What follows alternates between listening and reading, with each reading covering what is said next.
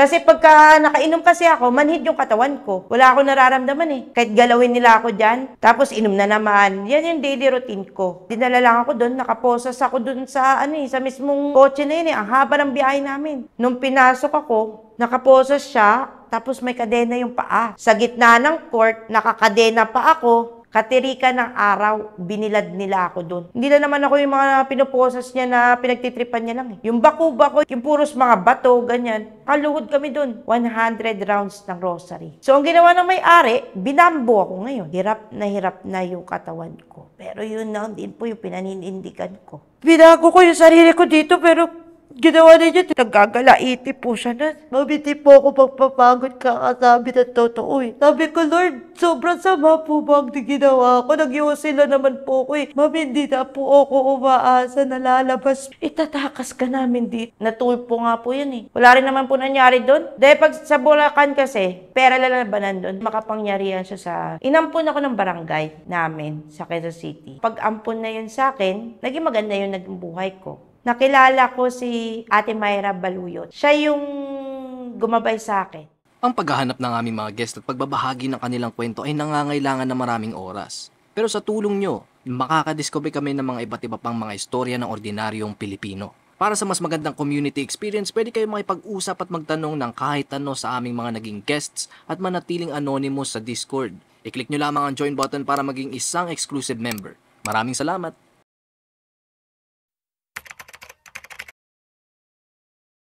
Ako po si Bernadette. Biktima po ako ng human rights sa loob ng rehab. Ikukwento ko po sa inyo yung mala horror na karanasan ko po doon sa pinanggalingan ko po na rehab sa Sulukan, Angat, Bulacan. Bakit po kayo napasok sa loob ng rehab? Ano po yung pinaka-naging dahilan po? 9 years old pa lang po kasi ako. Nagyosi na po ako. Na-impluwensyahan po ako ng mga pinsan ko. So, ang ginawa ko, sinubukan ko nga. Inubo ko. Sabi ko, ano ba yung epekto talaga? Bakit hindi mo subukan na itry na may kasamang alak? So, ang ginawa ko, birthday ng tatay ko noon, kumuha ako ng isang serbesa ng alak. Dinala ko sa kwarto. Dala ko yung bottle opener. Binuksan ko, tinungga ko. Pag sa alak, nahihilo ko. Sabi kong ganun, hindi tama to. Kaya mas pinili ko na mag-focus sa paninigarilyo. Hanggang sa tumigil ako ng 4 years, dinala ako ng pamilya ko dito sa Maynila. Wala akong kaalam-alam kung ano yung magiging buhay ko, kung anong sasapitin ko dito sa Maynila. Basta ang alam ko, sabi ng tatay ko, survival of the fittest. Yun yung madalas niyang binabanggit sa akin. Magiging maayos daw yung buhay ko. Dahil daw kasama ko na yung mga mayayaman kong kamag-anak, yung mismong lola ko, yung nanay ng nanay ko. And then eventually, nag-umpisa na maging miserable ang buhay ko. Dahil nalaman nila na may behavioral and attitude problem ako, ultimo pamilya ko, minamaltrato ako.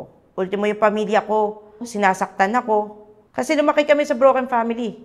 Mas pinapabura nila yung kapatid ko kaya sa akin. Mas mahal nila yung kapatid ko. And then eventually, napunta ako sa simbahan sa Quezon City. Doon, nakilala ko ang Panginoon.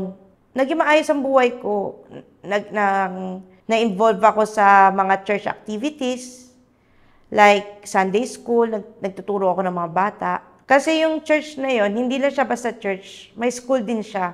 And then eventually, binibigyan naman ako ng pera ng family ko. Hindi naman sila nagdadamot kahit well-off kami.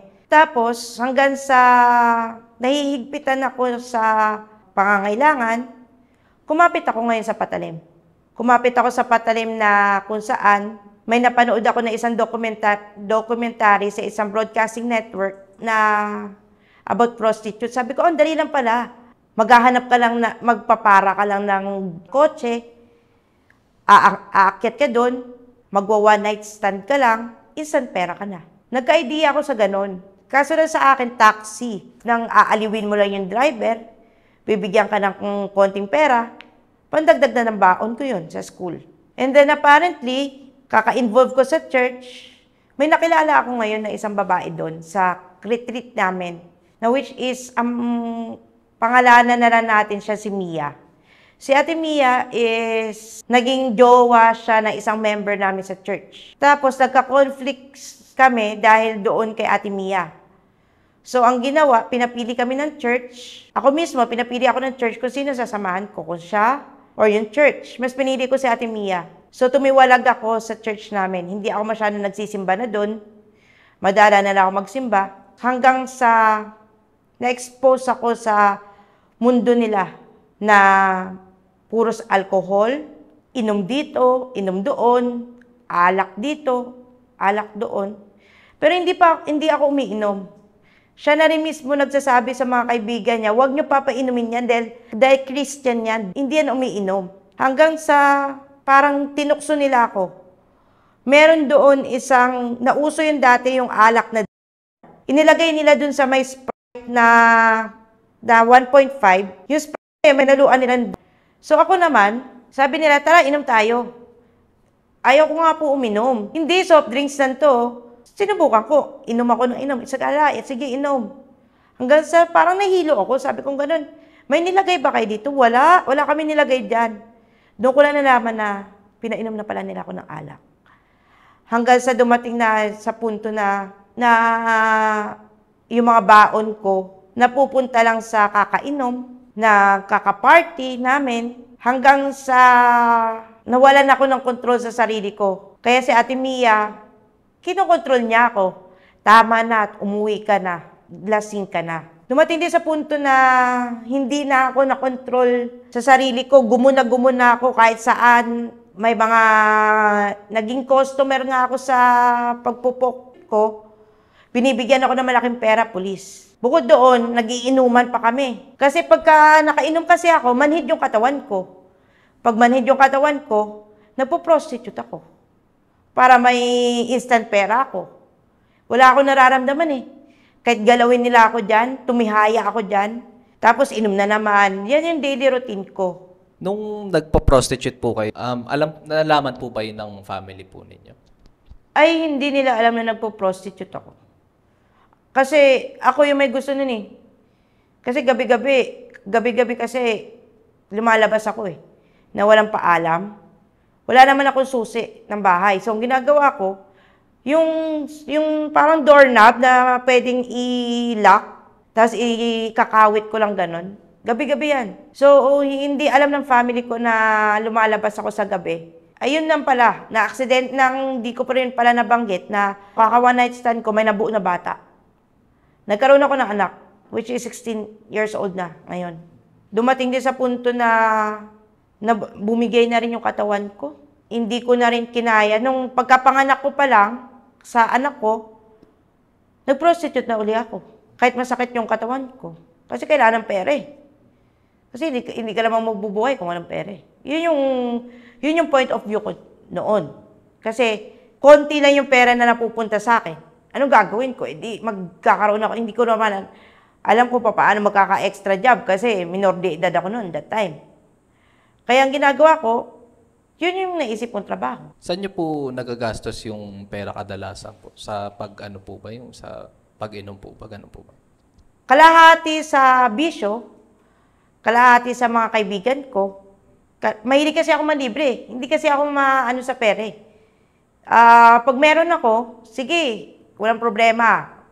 Gimmick tayo, wantosawa tayo, aambagan ko kayo. Maluwang po kasi ako sa mga sa pera. Hanggang sa dumating sa point na pag uwi ko sa bahay, galit na galit yung lola ko. Gabing-gabi na umuwi ako, sabi niya, wag mong gagawing motel yung bahay namin o hotel. Dahil ginagabi ka na sa uwi ng bahay, tapos sinampal-sampal niya na ako. Minura ko siya, PI ka.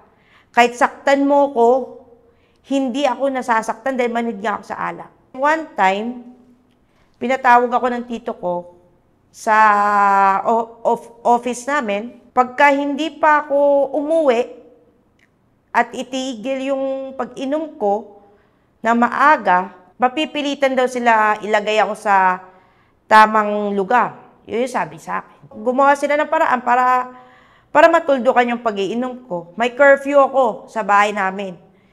Pag alas 5, para akong gwardiya nun eh. Alas 5 ng umaga, alas 5 ng hapon, kailan nakauwi na ako. Anytime, from alas 6 ako ng umaga umalis, wala silang pakialam sa akin. Basta umuwi ako ng alas 5 ng hapon. Kailangan naka-time in yung logbook na parang notebook. And then to make the long story short, ginawan ako ng eksena ng kasambahay namin. Kasi umuwi ako nun eksaktong alas 5. Ang nilagay niya doon, alas 6 ng gabi. Nagalit ako. Nagwala ako. Bakit? Half na lang yung allowance ko. Kasi yung allowance ko, pag umuwi ako ng maaga, 100. Pagka umuwi ako ng late, 50. Nagalit ako. Eh di wala akong magawa eh. Kailangan ko pumasok na sa church eh. Kasi merong activity sa church.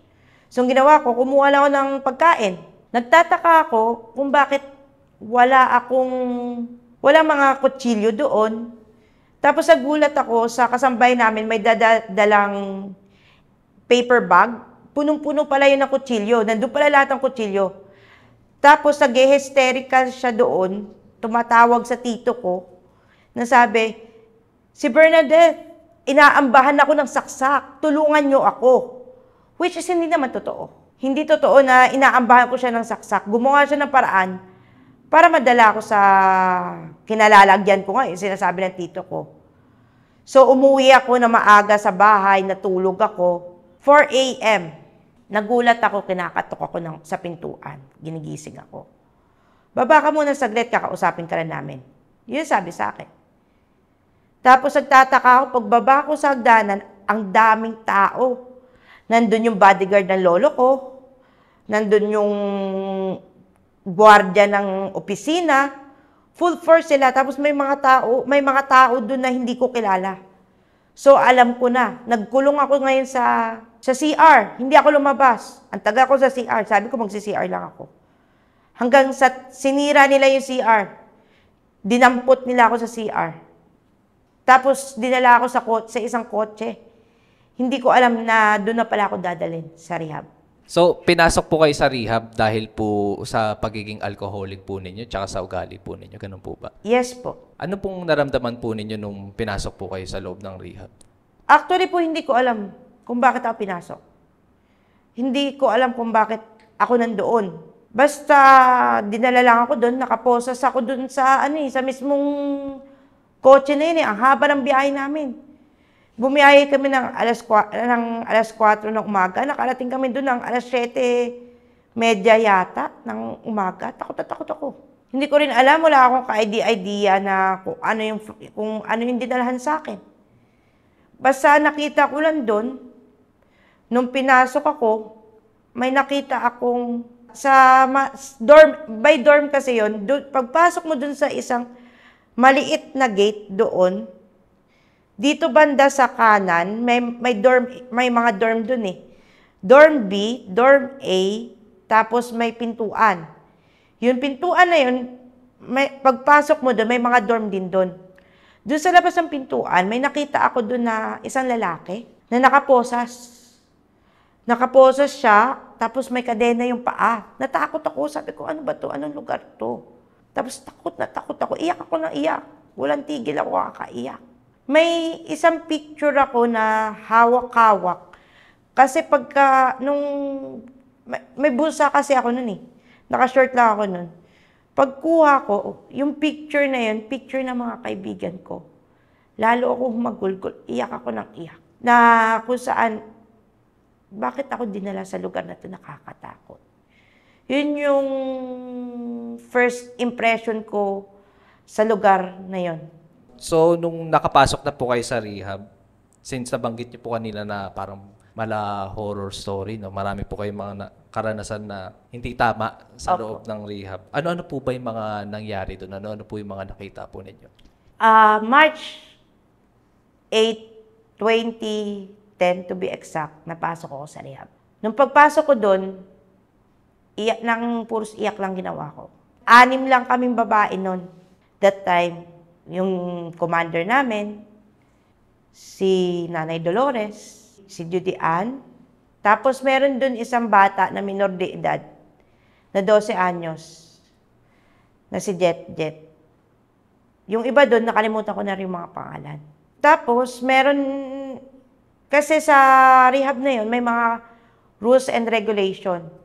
Pagpasok ng pasyente doon, ipoposas muna sila for 1 week. Kasi ang katwiran nila, prevention na makapanakit ng pasyente. Tapos, may nakita akong isang matanda pumasok doon sa rehab. That time, yung matanda na yun, na si Sir Joey, kung tawagin nila, hindi ko nababanggitin yung apelido. Si Sir Joey pumasok doon, tinignan ko kung saan ako inilagay na tarima. Tarima kasi yung tawag sa bed namin doon na double deck. Nagtaka ako, tinanong ko yung si Nanay Dolores. Sabi ko, Nay, sino yung matanda na yun? Huy, wag mo sabihin matanda. Sabi gano'n sa akin ni Nanay Dolores. Bakit po? Ito naman po, matanda po yun eh. Matanda nga yan, pero siya yung may-ari ng rehab. Ah, siya po pala may-ari ng rehab. Sabi kong gano'n. Di, tinignan niya ako mula ulo hanggang paa.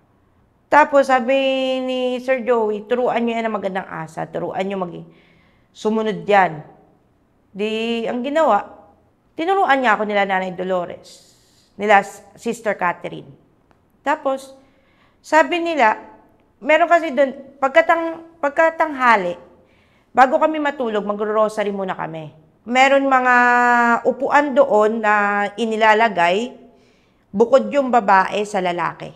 So, ang ginawa, 6 lang kami na babae, doon kami sa kabila, sa kaliwa. Tapos yung malalaki sa kanan.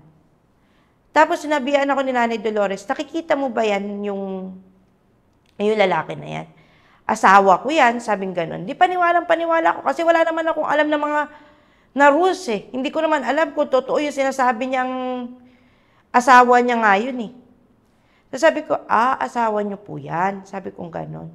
Oo, asawa ko yan. Kaso lang hindi kami pwede mag-usap. Bakit naman po? Mag-asawa po kayo. Patakaran yan dito sa rehab. Bawal makipag-usap yung lalaki at babae. And then, habang tumatagal, naging panatag na rin yung loob ko doon sa rehab kasi maayos naman yung pakikitungo sa akin ng mga kasamahan ko doon. Tapos, hanggang sa, yung lalaki pala na yun is commander din. May mga, may mga officer kasi doon. Marshal, commander, assistant commander, maintenance, overall. Yun yung mga, kapag commander ka kasi, pag sinabi kasing commander dun sa rehab, sila yung mga namamahala lang sa dorm. Tapos pag overall naman yung tawag sa'yo, doon, yung overall kasi pangkalahatan, siya yung tagapangasiwa ng kaayusan ng bawat dorm. So, ginawa, nagsusulatan sila.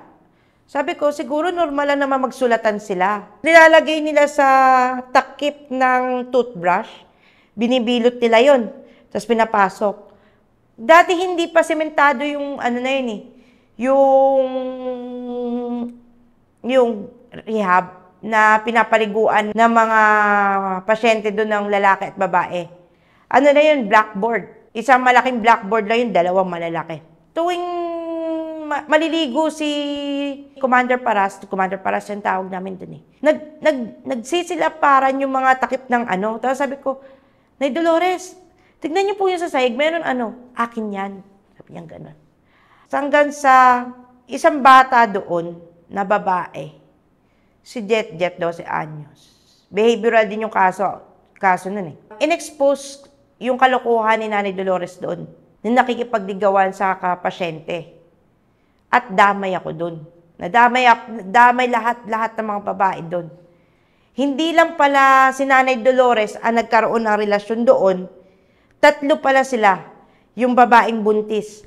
Yung babaeng buntis na yun, ang naging karelasyon niya, yung pamangkin ng may-ari ng rehab na which is nandoon din. Damay-damay kaming lahat. Ang pinakamalalang dinisiplina sa akin, nakaposas ako patalikod doon sa mismong rehab. Nakaposas ako patalikod sa gitna ng court, nakakadena pa ako, ginawa ako na parang baboy. Katirika ng araw, binilad nila ako doon. Bawal umihi, bawal mag-CR. Sa sobrang init ng araw ng mga panahon na yun, kasi magsisimana Santa nun eh. Sa sobrang kainitan, naihina ako sa salawal ko mismo doon. Hindi lang naman po yun yung naranasan. Tapos nun, inabot ako, ang pahinga ko lang po nun is pagka alas 10 na umaga. Kasi alas 10 ng umaga, tanghalian na po namin. Pina-break time nila ako. Tapos, ang ginawa po nila sa akin, hindi nila ako kinakalagan kapag kumakain. Nakaposas ako patalikod. Kinukuha ko yung kutsara. Habang nakaposas ako patalikod, sinusubuan ko yung sarili ko. Kumakain ako na nakaposas patalikod. Pagtapos ko kumain, balik na naman uli ako sa arawan. Palagi po ba yun? Marami pong pinoposas dun sa rehab po na yan. Ay, oo, palagi yun. Palagi may nakaposas dun. Hindi lang naman kami. Kasi yung isa doon, 5 years na siya doon. Nauna siya sa akin inaabot siya ng 5 years, nakaposa siya patalikod. Ginawa sa kanya, inilabas sa bali-balita lang doon ewan ko kung totoo. Dahil tamang hinala yung siloso yung may-ari. Kasi doon nga sa staff office yung may-ari ng rehab Madalas pumapasok doon yung asawa niya, tamang hinala yung lalaki. Tinititigan daw mula ulo hanggang paa yung asawa niya. Sa sobrang selos ng lalaki, ayon sa bali-balita doon, tinali yung kamay niya, kinaladkad ng kotse para matuto daw. Yun yung sinapit niya sa kamay ng ewan ko kung totoo, pero yun yung bali-balita doon sa rehab. Tapos, yun, nakaposas yun, patalikod. Inabot yun ng 3 taon, nakaposas yung patalikod. Nangayayat nga yun sa sobrang posas Sa 3 taon niya na yun, tsaka lang pinaharap yung posas niya. Tapos another 3 years, nakaposas siya, nang lumalabas siya, nakaposas siya paharap. Sa part naman namin kasi mga babae, madalas din gawin sa akin yun. Posas patalikod, posas paharap, kadena sa paa. Nag-iigib nga kami na nakaposas, nakaposas paharap. Drum na ginagamit na pag naghahalo ng sabon, yung malalaking drum talaga na kulay asul. Yun kasi yung pangligo namin Ginagawa namin dahil nga pasaway daw kami, nakaposas kami, nakakadena yung paa. Nag-iigib kami. Magmula doon sa kasi bawal naman kami mag-igib sa poso Ang ginawa, inaabutan lang kami ng tubig doon sa may gilid ng poso, gilid ng pintuan na papasok sa poso, kami na magbibit-bit na nakakadena kami. Dumating yung may-ari ng rehab, nung natapon ko yung tubig, kasi di ba nga, nag-iigib, nakita niya kami nag-iigib. Nadulas sa kamay ko yung timba. Ang ginawa na may-ari sa akin, pinatawag ako. Ang ginawa, pinadakwok ako, nakaposas ako, nagdadakwok akong ganun, pinadakwok ako dahil sayang daw yung tubig. Nagsasayang daw ako ng tubig. Nadulas nga sa kamay ko Ang ginawa sa akin, mula half court hanggang dun sa may dorm A, iikutin ko yun. Nakaposas. Tapos, nakakadena po yung paa. Ginawa nung tansya ko nung oras na yun, nag-umpisa ako mag-duckwalk, alas 9 ng umaga, pinatapos sa akin ng alas 7 ng gabi. Pag guminto ka, kakalad ka rin ka. Kailangan tuloy-tuloy, kahit nakakadena siya. Nakakadena kami. Yun yung mga, dami pa nga yun Hindi na naman ako yung mga pinuposas niya na pinagtitripan niya lang Ang pinaka-worst na nangyari sa amin, yung nag-rosary kami. Hindi ko makakalimutan yung rosary na yun. Kasi pinaluhod kami na wala kaming kasapin-sapin sa semento. Yung bako-bako yung sahig, yung puros mga bato, ganyan, na pinagtagpi-tagpi lang, nakaluhod kami dun. 100 rounds ng rosary ang ginawa namin. Nag-umpisa kami na alas 7. Natapos kami ng alas 6 ng gabi na ang tuhod namin, kalyong-kalyo na. Ngalay na kami kakarosary. Yun yung kaganapan namin doon. Daily routine na namin yun, nasanay na rin kami. May mga rason daw po ba kung bakit pinapagawa sa inyo yun? Isa lang yung rason niya Dahil doon nakagawa kami ng cardinal rules. Isa lang din yung rason niya sa akin kung bakit niya ako ginaganyan. Dahil gumawa daw ako ng katarantaduhan, kalokohan sa rehab. Kaya pinaparusahan niya ako, which is, hindi ko naman ginawa. Kaya ang ginagawa sa akin, pinoposas ako. Kung minsan nga, itinatali ako na nakaganyan, nakatingkayad yung paa ko sa mismong bintana ng dorm, na isang dorm doon. Kasi yung mga kasamahan ko, hindi naman naging mabuti sa akin eh. Isa lang yung naging mabuti doon eh. Si Nanay Dolores lang eh. Biruin niyo po yung naging commander ko doon. Pag hindi namin siya sinunod, gagawa siya ng ikakasakit ng sarili niya. Yung 1.5 na boost, kasi tawag namin doon sa inumin na yun, may 1.5 na soft drinks. Sinaktan niya yung sarili niya, nagka-black eye siya. Tapos, nagsumbong siya, ako daw yung may gawa. Sinuntok ko raw siya. Kaya ginawa sa akin, finor-point ako. Yung ginagawa sa mga mental institution na nakatali yung kamay at saka paa dun sa may mismong higaan, ginawa sa akin yun. Tapos nilalagyan lang ako ng diaper, dun ka iihi. Pero pag dudumi, labas ka. Pag iihi lang. Tapos dumating din sa punto na mismong dorm commander ko na yung nagbunod sa akin eh. Nahizing ako dun eh, ng mismong dorm commander ko. Sabihin na natin na pinadila niya yung mismong most private part niya sa akin. Which is hindi siya nasiyahan sa ginawa ko kasi hindi naman ako, hindi ko alam na kung paano yung ganun na yung gawain ng mga lesbian, yung mga ganyan.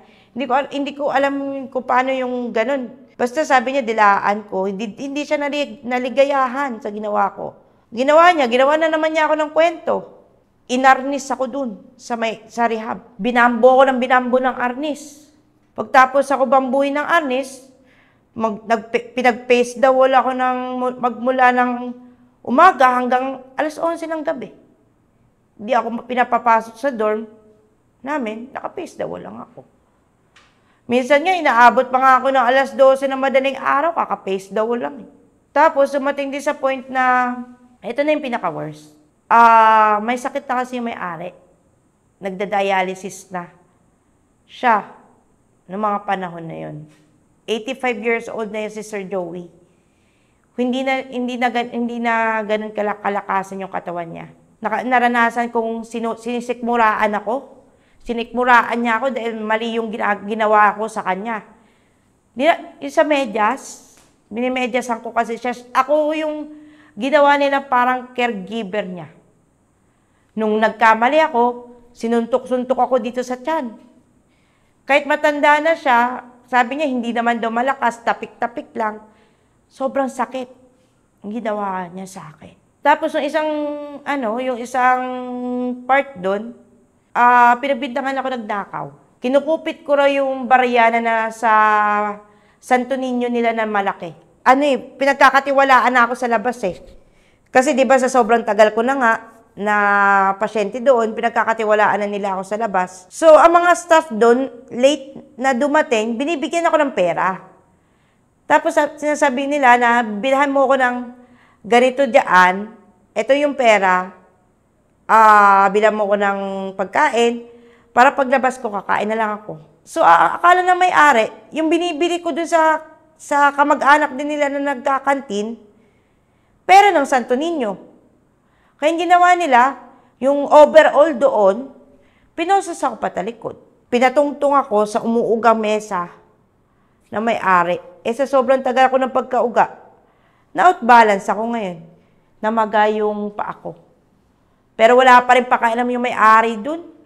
Manhid na ata yung saraulo na matanda na yun. Gaano po pala kayo katagal sa loob ng rehab in total po lahat-lahat? Total 2010, 9 years. Po yun eh, 2019, December siya. That time, kasi parang outpatient na ako nun eh. Nakakalabas na ako. Kasi yung facility nun, yung pinakagitna po kasi na yun yung mismong rehab. Yung labas po nun, parang receiving area nila.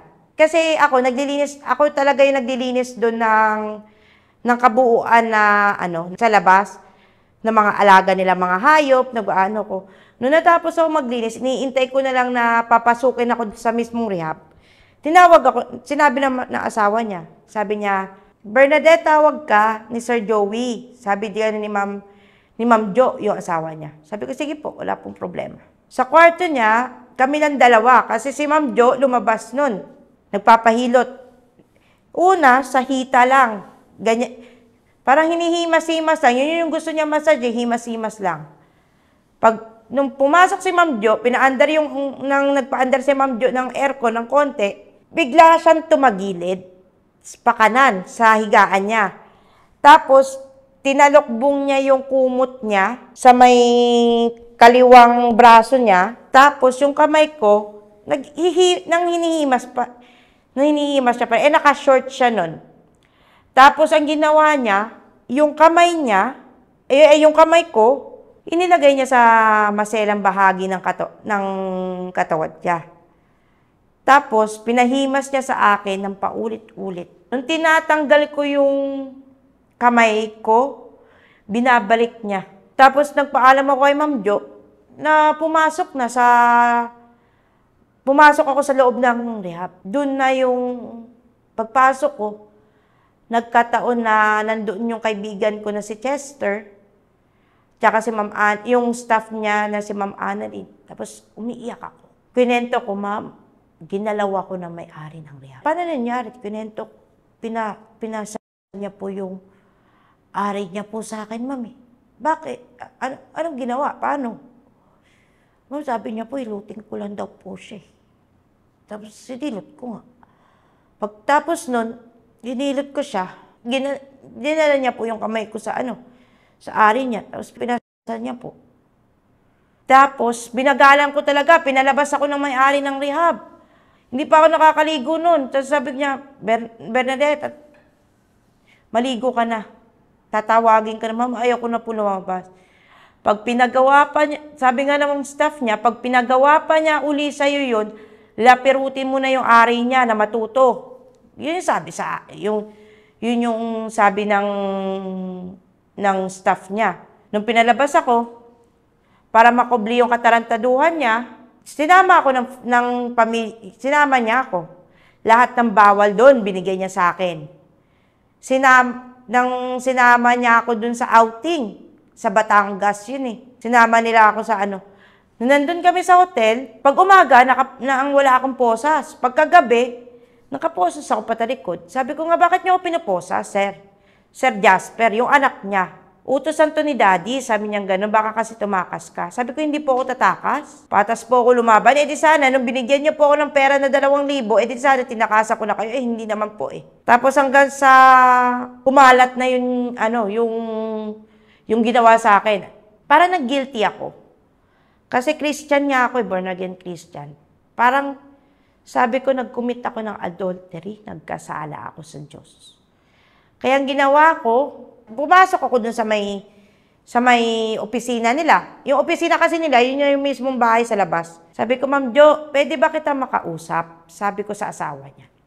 O sige, Bernadette, anong gusto mo? Sabi ko, Ma'am, may aaminin po ako. Yung ginawa po sa akin ni Sir Joey. Anong ginawa? Anong ibig mong sabihin? Sabi ko ni Ma'am Jo, yung asawa niya. Ma'am, pinas po ni Sir Joey yung ari niya sa akin. Ayun ba? Sabi gano'n ng asawa niya na si Ma'am Jo. Ayun ba? Normal lang yun. Normal lang yun, Bernadette. Sabi niya gano'n. Kasi sa sobrang dami kasi ng gamot na iniinom ni Sir Joey mo, tinitesting na ni Sir Joey mo kung tinitigasan pa yung ari niya. Kaya pinagawa yun sa iyo. Yun yung eksaktong word na sinabi sa akin na mismong asawa ni Sir Joey. Tapos, hindi ko naman po akalain na magsusumbong pala si Ma'am Jo kay Sir Joey. So, ang ginawa ng may-ari, binambo ako ngayon. Kinastigo ko, pinaposas ako patalikod, ganyan. Nang pinosas ako patalikod, doon na nagalit yung mga staff sa nangyari. Basta, sabi nga na ni Ma'am Annalyn sa akin, basta kahit bugbugin ka, saktan ka, isa lang yung sasabihin mo, yung katotohanan lang at wala nang iba. Isa lang yung paninindigan mo. Pinosas ako pa rin ko, binambo ko, sinaktan ako. Hanggang sa isa-isa na yun, nag-boycott na yung... Tapos pinapaamin ako. Sabihin ko lang, nagsisinungaling ako. Sabi ko, hindi po. Hindi po ako nagsisinungaling sa inyo. Bakit naman po ako magsisinungaling? Inampas uli ako ng arnes. Nagsisinungaling ka, hindi nga po. Nagpinatan nyo nga po. Hirap na yung katawan ko. Pero yun na din po yung pinaninindigan ko. Puros hindi po yung sagot ko dun eh. Hindi po totoo yan. Hindi po ako magsisinungaling. Ginawa niyo po yung kamay ko na parang baboy. Oo nga po. Sabi kong gano'n, prostitute nga po ako nun. Sabi ko, oo, nag-prostitute ako sa labas. Pero pagpasok ko po dito, binago ko po yung sarili ko kasi gusto ko nga po magbago.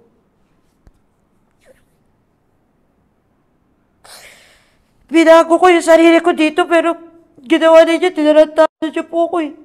Ano po sabi ni Ma'am Diyos sa akin? Di ba tinitesting nyo na naman po kung tinitigasan pa po? Yun yung sinabi sa akin ng asawa niya eh. Nagagalaiti po siya na. Nagalit sa akin. Sinaktan niya ako ng paulit-ulit.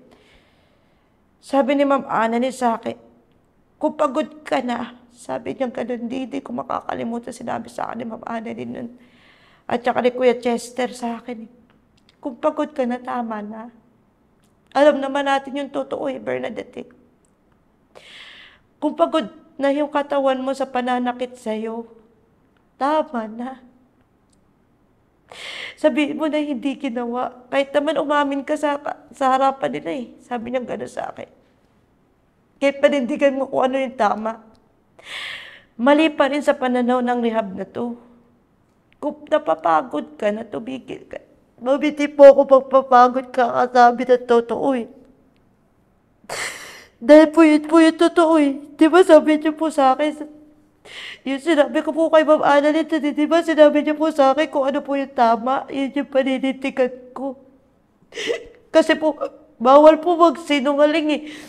Yung sinabi niyo sa akin, di ba, paninindigan yung tama kasi yun po yung paniniwala po ninyo sa akin na balang araw, makakalaya din ako dito sa lugar na ito. Basta paninindigan ko kung ano yung totoo.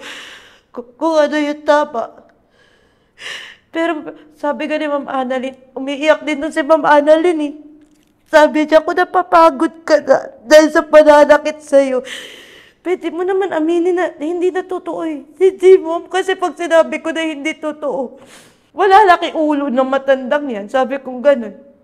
Sasabihin nila nagsisinungaling talaga ako. Pero kung paninindigan ko kung ano yung tama, isa sa mga pasyente dyan, maaawa sa akin. Sabi niya, hindi na tama to. Sabi niya, ilalabas ka namin, huwag ka mag-alala, ilalabas ka namin sa rehab na to. Hirap na hirap na. Sabi ko nga sa kanya, Ma'am, hirap na po yung katawan ko sa pagbubugbog eh. Pero Ma'am, ano po yung tama, yun po yung gagawin ko eh. Kaya nung mga panahon na yun, iniisip ko na balang araw makakalabas din ako dito. Sabi ko, Lord, sobrang sama po ba ang ginawa ko? Nag-iwas sila naman po ko eh. Bakit ganito nahihirapan ako dito? Pinapatay ako ng paunti-unti. Pero hindi ko kakalain na dahil sa awa sa akin ng mga staff, sila mismo yung gumawa ng paraan. Isa-isa silang umalis. Isa-isa nilang tinawagan yung lola ko para ilabas ako ng rehab. Isa-isa sila nagsimpatya sa akin. Isang araw, sabi sa akin, di ba, Annalyn, malapit ka na lumabas, malapit ka na lumaya. Sabi ko nga, Ma'am, hindi na po ako umaasa na lalabas po ako dito. Dito na po ako mamamatay. Dito na po ako matutuluyan, Ma'am. Nakahanda naman na po ako eh. Dahil kung bibigay po yung katawan ko dito sa pananakit po ng may-ari, wala na rin naman po eh. Hindi. Itatakas ka namin dito, kami gagawa ng paraan. Tinawagan po nila yung lola ko eh. Nalaman ang lola ko kasi hindi na, kahit every time na magsumbong ako sa lola ko, hindi naman din ako pinapaniwalaan. Nung ibang tao na po yung nagsabi na ginawa sa akin na may-ari ng rehab, bumisita po yung lola ko mismo. Siya mismo yung naglabas. Tignan mo yan. Umiyak ako. Iyak ako na iyak sa lola ko. Sabi ko, Ma'am, hindi na po ako maninigarilyo. Hindi na rin po ako iinom. Ayos ko na po yung buhay ko. Labas na po ako dito. Hindi ko na po kaya dito. Sabi niya, itay lang ko, panahon lang, ilalabas kita. Sabi niya gano'n. Third week ng end of December, nakalabas ako ng rehab.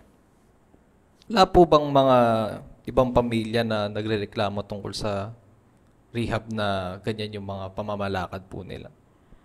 Ay, marami. Natulpo nga po yan eh. Yung mga Muslim, kasi yung mga Muslim dun, ginawan din nila ng pagmamaltrato eh. Tapos, nung nakalabas yung Muslim na nagsumbong sa magulang, ganon yung ginawa. Ang ginawa, nagpatulpo sila. Wala rin naman po nangyari doon. Dami rin naman dun eh. Pero nagreklamo sila, dami nagre-reklamo. Meron nga doon eh, isang pasyente. Bale, 2 pasyente na babanggitin ko. Yung isa doon, pangalan niya si Fiona. 21 years old na babae. Dahil sa drugs, nagkaroon siya ng schizophrenia. Tapos, yung sakit, yung nangyari sa kanya, ipinasok siya doon. Yung family niya, hindi naman kaya yung rehab eh. Kaya tumagal siya doon ng na walang dalaw, hindi siya dinadalaw. So, yung tao, natuturete din yung utak. Tapos, binubuli pa siya ng kasamahan namin. Pagtapos nun, inilagay siya yun ang may-ari ng rehab sa isolation. Nung nakalagay siya doon, nakaposas siya, patalikod. Nalilipat niya rin naman sa harap yung posas niya. So, nakaposas siya, nagwawala siya, schizophrenia nga kasi yung nung hindi niya na kaya na isang beses lang siya yata dinalaw ng family niya. Tapos dahil sa pangungulila sa pamilya niya, dahil wala nga family support, pag pinasok nyo kasi yung isang pasyente doon sa rehab, ang inaano kasi nila yung tinatawag na family support. Kailangan pag pinasok nila yung pasyente nila doon, kailangan nila dalawin. Kasi pag hindi nila dalawin, yung pasyente nila doon, mabuburyo. Yun ang tinatawag. Doon papasok yung iba't iba ng mga isipin na, bakit ganito, bakit ganyan. Yung babae na yun, si Fiona, schizophrenia na ngayon sakit, tapos hindi pa siya dinadalaw. One night, may naka-duty doon na nurse, isang baklang nurse, si Sir Henry, at saka yung gwardiya, nakalimutan ko yung pangalan ng gwardiya doon eh. Nakita ng isang nurse doon yung grotto na na Virgin Mary doon na may may ilaw kasi alas 5 pala nag-rosary na kami doon lumalabas. Yun yung ilaw. Tapos noon, itinabi niya doon sa mismong tulugan ni Fiona. So dahil nga sa pangungulila, dahil schizo nga, nagbigti siya ngayon. Doon binigti niya yung sarili niya, nakita ng gwardiya, tinawag kay Sir Joey, malayo pa nun yung bahay ni Sir Joey. Tapos inilabas nila yung pasyente. Inire-revive ng doktor. Doon. May doktor kasi doon na may isang pasyente doon kasi yung tatay ng doktor, kaka-revive. Hindi kinaya. So, diniretso sa clinic. Pagdating sa clinic, dead on arrival yung pasyente, si Fiona. Tapos, ang ginawa ng may-ari para hindi kumalat yung leak, yung pagkamatay ng na para maipalabas na buhay, binayaran yung kamag-anak ng pera.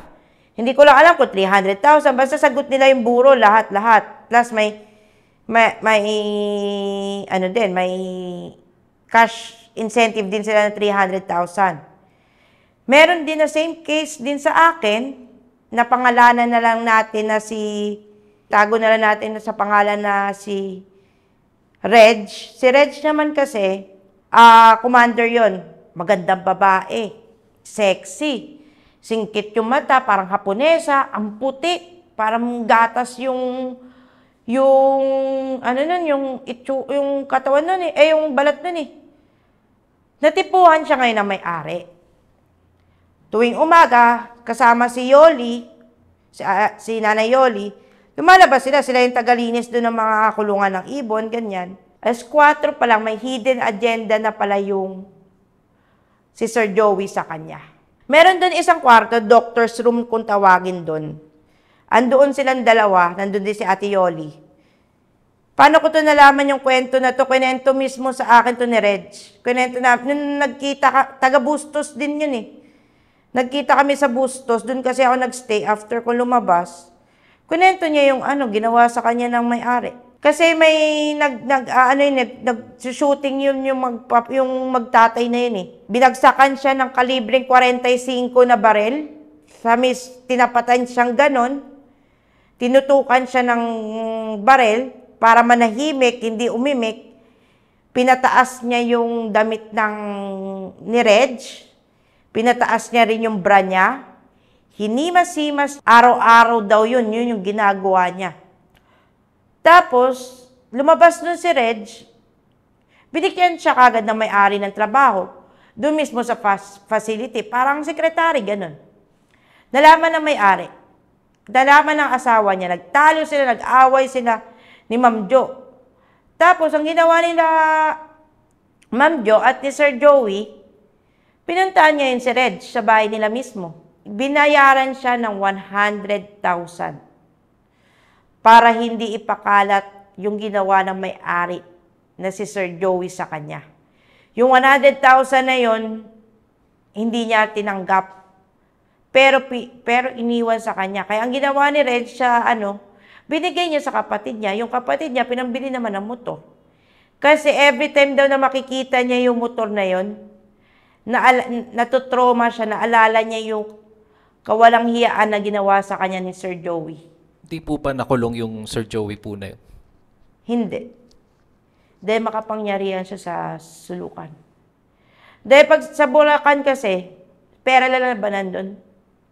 Pag marami kang pera, pagka mayaman ka, pagkakilala ka doon na sa sulukan na sobrang dami ng pera mo, hindi ka gagalawin, protektado ka ng mga pulis, ng mga gobernador, doon ng mga mayor, lahat-lahat, protektado ka pag may pera ka doon. Kaya hindi rin nakulong yung may-ari. Balik po tayo dun sa, nakalabas na po kayo, no? Opo. Nung nakalabas na po kayo, ano pong nasa isip po ninyo nun? Naisip niyo po bang magreklamo kahit kanino? Or... Plano ko magreklamo. Ang pagkalabas ko kasi, inilagak ako ng lola ko doon sa isang staff na psychologist na si Ma'am Annalyn. So, tinanong ako mismo ni Ma'am Annalyn. Sabi niya, gusto mo ba magreklamo? Sabi ko, paano po ba magreklamo? Sumulat ka sa DOH. Susulat sa DOH. Tapos doon niya na pinakita sa akin yung naalala mo tong notebook. Pinakita niya sa akin notebook. Yung notebook pala na yun, tinago niya. Inuwi niya sa bahay niya mismo. Yun yung notebook ng lahat-lahat ng ginawa ni Sir Joey sa akin na kababuyan, katarantaduhan, itinabi niya pala yung ginawa kong sulat sa kanya from day 1 up to the end. Tinago niya pala lahat-lahat ng yun as evidence. Pero sa lakas ng loob, hindi ko kasi alam kung saan ako pupunta nun eh. Hindi ko alam kung paano ko ibibigay. Pero nakagawa ko that time ng sulat. Ang haba nga ng ginawa kong sulat sa DOH eh. Pero hindi ko alam kung saan ko i-address eh. Kaya hindi na rin natuloy. Nung nakalabas po ba kayo, saan na po kayo napunta po nun? Kay Ma'am Annalyn, sa staff Doon na po. po kayo nag-stay sa kanya. Tapos, nang nalaman ni Sir Joey na tumira ako kay Ma'am Annalyn, inutusan niya ngayon yung kakilala niya doon na hepe na si Mercado. Biruin niyo po, para akong wanted. Mahuli ako ni Mercado, may patong ako na 150,000. Pag nahuli niya ako, ibibigay sa kanya na may-ari. Kaya ang ginawa ni Ma'am Annalyn, para i-safety ako, nang pinabalik ako sa Maynila. Tapos, hanggang sana punta ako sa Maynila, hindi pa ako umuwi nun sa amin. Naging palaboy ako. Napunta ako sa Circle. Napunta ako sa Timog. Doon, bumalik ako sa pagiging prostitute sa Timog. Bumalik uli ako sa dati kong ginawa. Para makasurvive lang ako ng pangkain ko sa araw-araw. Yun, hindi na ako bumalik sa pamilya ko. Binuhay ko na yung sarili ko. Mag-isa ako. Galit. Yun na ko sa pamilya ko, kaya hindi na rin ako bumalik. Pero tumigil na ba po kayo sa yung sa pag-inom ganon? Napatigil po ba kayo nung rehab? May nagawa po bang tulong yung rehab sa inyo po? May nagawa na tulong. Dahil nakagraduate nga ako ng ALS at saka TESDA na massage therapist. Pero tumigil ako sa alak. Kasi sa palabuyan kasi hindi meron kasi mga protection na tinatawag. Kasi nga talamak nga yung talamak kasi yung drugs dun eh. Para makasurvive ka dun, kailangan mo ng protection. Nakasama ko dun si April at saka si James. So, lahat ng kinikita ko sa pagpo-prostitute, pupunta na sa kanila. So, wala rin ako, konti lang yung pera na, para makasurvive ako. Yung iba kasi, doon, ang ginagawa, solvent. Yung sa akin, para pantawid gutom ko, sigarilyo. Puro sigarilyo. Pagpa-parking, ganyan. Pag naka-parking, binibigyan naman ako ng mga tao ng pagkain. Pero yung tumigil ako sa alak. Pero sa sigarilyo, hindi. Hindi ako tumigil. May mga naging psychological effects po ba sa inyo yung experience niyo po dun sa loob ng rehab? Marami. Yung takot ka magkamali. Kasi pag iniisip ko, pag nagkamali ako, sasaktan na naman ako. Pag nagkamali ako, bubugbugin na naman ako. Malaki yung naging sa akin. Kasi every time na maaalala ko yung rehab, umiiyak ako. Every time na kahit sinasabi sa akin nila, ang mga kaibigan ko, na mag-move on, hindi eh. Kaakibat pa rin sa akin yung rehab kasi nga, na-trauma ako dun. Ngayon po, kamusta naman po buhay niyo? Tumigil na po ba kayo sa pagpo-prostitute or ayun pa rin po yung way of life po ninyo? Ngayon, tumigil na ako. Matagal na ako tumigil. Pero may mga tao pa rin na, yun nga, yung alam nila yung dati kong buhay, niyayaya nila ako. Pero yun nga, hindi na ako sumasama. Inampun ako ng barangay namin sa Quezon City. Kaakibat ng pag-ampun na yun sa akin, naging maganda yung naging buhay ko. Nakilala ko si Ate Mayra Baluyot. Siya yung gumabay sa akin. Kasi yung kaibigan ko kasi sa rehab, 5 years yun eh. 5 years yun na drugs bago na bago. Paglabas niya nung nagpasya siya magbago sa pagiging addict niya, ginagabay niya pa rin ako hanggang sa paglabas naming dalawa. Kaso lang, si Chester, kasawi ang palad, 2 years lang siya tumagal sa mundo. Kinuha siya ng COVID-19 pandemic. Kung kailan nagbabago yung isang addict, kinuha naman siya. Pero bago siya, sabi niya sa akin, maghanap ka ng isang tao na makakaunawa sa iyo ng nakaraan mo. Tanggap ka kung sino ka at kung ano ka. Hiniling ko yun kay God. Sabi ko, Lord, sorry sa lahat. Kasi kung kinurse kita sa loob ng rehab, sorry kung minura kita, ginawan kita ng katarantaduhan.